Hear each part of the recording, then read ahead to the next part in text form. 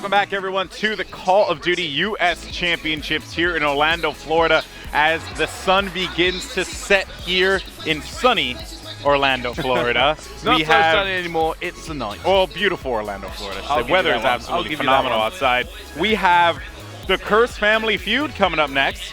It's going to be Curse Las Vegas versus Curse New York. Winner faces off against the loser of the game that's going on main stage, Optic and Envy. Yes, New York versus Las Vegas.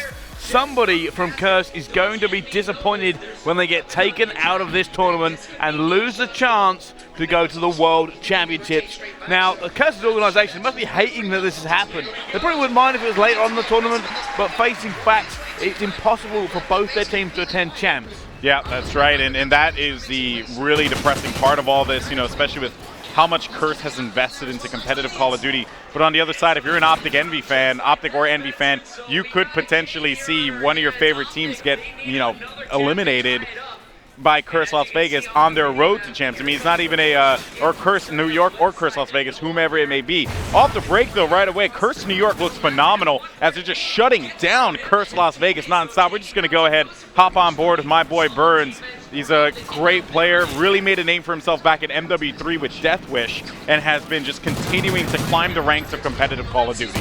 Now, this is the thing you really got to realize here. What happens if Curse Las Vegas lose this one and don't go to champs? Honestly, I wouldn't even know what to say. You know what I mean? Like it's crazy. There's a chance that Optic and Envy could both go to champs, right? Yep. But that relies on whoever loses that game beating the winner of this game, right? So if you're an Optic Envy fan, awesome. You're going to be in a good position.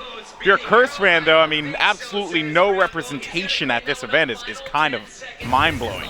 Of course, things can always change here. BL Fire, by the way, veteran from New Jersey, definitely showing his chops here, showing that he can hang with the big boys as he's 6-1. Now, here's the fun thing. I was talking with Chris Blevins earlier, the owner of Curse Esports, and these teams, and he said, it's crazy. These two teams play against each other a lot. They're always playing against each other, and the fun fact is, Curse New York seems to win, not a majority, but they win a good amount of time, too. Well, we're trying to keep an eye on this now. Blind Fire just going to get a takedown. We're just switching between the players. They really are going back and forth. I agree with you there. These guys must be so familiar with each other. When it comes to LAN, you kind of got to wonder if they've been holding anything back from each other. Yeah, no, you're right. And if you are, you're doing it wrong. You know what I mean? And without a doubt. So Burns is finally going to get taken out. Now, this is the player I'm really excited to watch. That's Mochila. His name in Spanish means backpack. Okay, that just shows what he does. He is a slayer, gets in your face and causes problems. Mochila on the prowl, finding one player on the ground, able to take him out. That's going to be one, and he gets the double, living up to the name as he is going to be able to cap B with his teammate here, and that was an incredible run there from Mochila. He's currently on a 4-point streak, 11-5 right now. Again, this is what I wanted to see out of him. He's trying to put some bullets down in service, not able to do it though. Now on board with Revan, the ex-caster, turned back in a pro player. Yeah. Former Eagle Slayer as well. Let's see what he can do. Revan now going to go try and jump in. Not seeing him, does manage to get it, gets him to the wall, but jumping in. The nade will take him down from Parasite though. Both these teams going head to head. Currently though, it's New York in the lead. And New York commanding a 13-point lead as we jump over to Killa. You gotta wonder, man, how is Curse feeling? How's Curse Las Vegas feeling after that loss? I'm thinking Las Vegas. I mean, they've been famous streaming recently. I know everybody's been kind of clicking in when they're streaming, simply to watch the arguments. Yeah, it's a big. You see it on the COD competitive Reddit all the time. You see the top thread, Curse Las Vegas argues. And you're just okay, of course we're highlighting it, but it is a story with this team. One thing that I am really concerned about too, Brycey, is they lost to Rise. And they had to witness Rise defeat yet another team that even I picked to go to the finals, which they still have a chance to injustice. They witnessed Rise, the team that beat them, go to COD champs, thus proving it was no fluke. This team belongs in the top tier of competitive Call of Duty. That's nuts. And now they're still fighting tooth and nail against each other. It's going to be Las Vegas that will now get 2 points to 1. However, I don't think they will be able to take the lead if they continue on like this, especially not with New York coming back and trying to take it against them. Myric's trying to go down here. This guy impressed me so much at COD Champs last year. Come out of it, and remember, he come out of nobody to win 3 lands back-to-back, his first 3. And now, just a year later, it looks like he might even not qualify depending on whether or not he can pull it out of the bag. Crazy how life works, right? And now Miracles finding shots, able to take him out. No, actually, he ends up getting dropped there, and that was going to be definitely unexpected. 8-point lead here for Curse New York as we jump over to Mochila, 17-9. You gotta give this a credit, 18-9. Again, just slaying. If Mochila slays, this team wins. Oh, come on.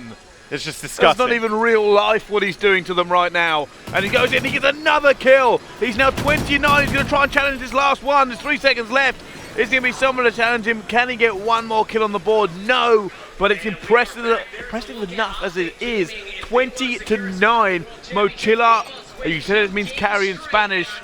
Right now, it certainly means carry in English. Oh, for sure. He is just, again, a lot of people talked about Mochila. They were like, you know, he can't rocket on land because he's a warrior or whatever, right? And he has terrible internet. I mean, his internet's made out of wood. But the thing about Mochila that you got to remember is this guy has been competing for a long time. Black Ops 1, he was in a part of former A4V, Aim for Victory, where they had a miracle run in the, I believe it was in the losers bracket. They made it, I believe, to the top 8. No one thought they would. And then he comes back, E-Girl Slayers, with Revan and Burns that was and the most surprising thing I've ever seen. And what do? They get top 4. Like, what? Like, how is that possible? Actually, they got 5th. Oh, they got 5th. I apologize because it was Complexity, TK, Strictly Business, if I'm correct, or Crystal Vegas, Philly. Oh yeah, sorry, yeah, Philly. Yeah, they got 5th, right? Yeah. It was my own event, you see, and I forget. I think so. You can throw me through a loop now. You're messing me up, bro, and I don't appreciate that. Anyway, it's a long day. Look at my shiny head; it'll confuse you. A lot of people have been talking about it on. Oh, have they? I think it looks beautiful. You know, I mean, I'm bald and beautiful, and I don't see what's wrong with that. Benson, I've had hair talk all day today. That's all, everything. That, and I look like Benson apparently, but you actually do. In some angles on the sun, you kind of radiate Benson. Do you know how to tell us apart though? Oh. It's really, really simple. Okay. I'm the attractive one. So now going into the second side here, you have Curse New York up. It is 85-75 was the score that I recorded. A 10-point lead here for this team. And you got to be sitting here, and the storyline for this event is probably the thing I'm liking most about it at the moment. I said we've had the upsets, but now we're looking at Curse Las Vegas, who are losing the first map at the moment in the first half. Yeah. If they continue on this thread, then they're going out. Yeah. There's no two ways about it. That's right, and just so you guys know, Mochila on that last half was 20-9, right? So I want to see how he improves on this side. What is going to be the approach here for Vegas? It just seems like his Remington is not missing, and I gotta say, this is scary. When he heats up, it just becomes, it really is just trouble town for them. So Mochila, though, is going to get another kill. Can't seem to get taken out, though, over by Caution as he's going to push up and just continue to play the right side. He's just going to continue to hold it down. He needs to just play the way he has been playing. They are playing well enough to beat Las Vegas at the moment. And the King is Revan and Bloodfire both pick up kills as well. That's right. I'm going to go ahead and jump over, and we'll leave Mochila for the time being, seeing what he's doing. No one's really going to be challenging around him. You got one player, though, Revan. He's going to get picked off. Back over to Burns. He gets stopped. BL Fire, another Slayer for this team, as B is going to get contested. Great placement on the nade, forcing that player to drop back. Mochila's going to get picked off finally. He's going to be 4-11, or 4-1, my goodness. And Revan off the respawn there. They end up splitting their flags. It's something me and Gandhi talked about before. You know, you could really tell the confidence in the team when they can commit to one direction, and it seems like that is exactly what Curse New York did. This team is not playing like a B team, quote unquote, as many people like to say for Curse. They're playing like top dogs. They certainly are not. Let's actually change over to Killer now, because I did notice he's actually 1-5. We'll come to him after the respawn. See what he does. There is something wrong with Las Vegas at the moment. They are not playing like former world champs at all. That's very true, and Killa is actually going to be able to, he's going to get dropped on that one. Miracles is going to be 4-4. And it really does seem like this is going to be a super close game here. It is already going to be a 4-point differential between these two squads, with Curse New York in the lead by 4. Add that with the 10 they presently have, and they continue to establish something here. And it seems like they just get in the face of Las Vegas nonstop. It's kind of insane.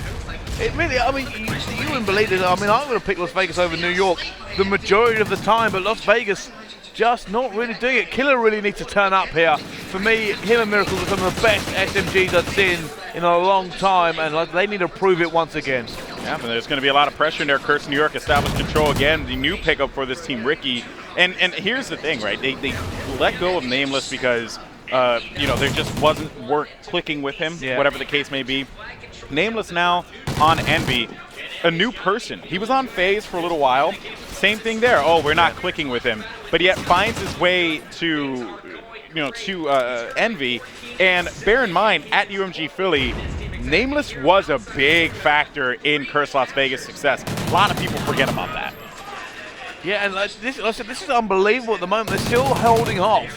They just can't do anything. Federation, obviously being the team that consists of Las Vegas, 3 of the world champs are in this team, and they are losing against New York. And this could just be a massive Cinderella story. And it's just unbelievable. I cannot believe the storyline that we are currently witnessing. Bearing in mind that on main stage, the winner of this game will play the loser of that game, which is currently Optic Gaming. Yep, that's right, actually. Imagine if Las Vegas and Optic both didn't make champs? Yeah, and presently the way it seems, Envy is currently going to be up by about 14 points going into the first half. So that means that Optic has a lot of work to do in that game. And then, if you look at the way Vegas is New York is playing here, I gotta say, the way I feel, it seems like Curse New York, they have their Dom game down to a science. Oh, they really do. I mean, look at that. Blind Fire, 15 and 8 at the moment with 3 captures. They are matching all we're seeing is red all over the side of the scoreboard on the team of Las Vegas. It's not even, it is close. But it just seems to be, there's no intensity in this game. There's no pressure. It's close, or was close, because now it kind of seems to be escaping him here. Hopping back over to Mochila, switched over to an SMG. Seems like he probably had to pick that one up off a dead body, as he's presently going to be on a 3-point streak. Finally gets picked off, but it feels like, for me, Curse New York, they had it down to a science. Sovereign Dom. They were just ready for it. Oh, they massively are ready for it. Now 20 points in the lead overall, and it does seem like it's impossible now for this Las Vegas team to come back. Now, I will point out to you one point here. Killer is 5 and 15, and the thing to realize about this is that means him and Hanky are probably going to go at it. That could be the possibility. I don't want that to happen, though. I want them to stay focused, but you got to wonder just how much of that argument on stream was playing up for the cameras, or whether there's a serious problem in these two teams, and whether or not that's going to appear right here and now. They can't like the fact they're in the losers bracket. They can't like the fact they just dropped the first map to their other halves in Curse. Yep.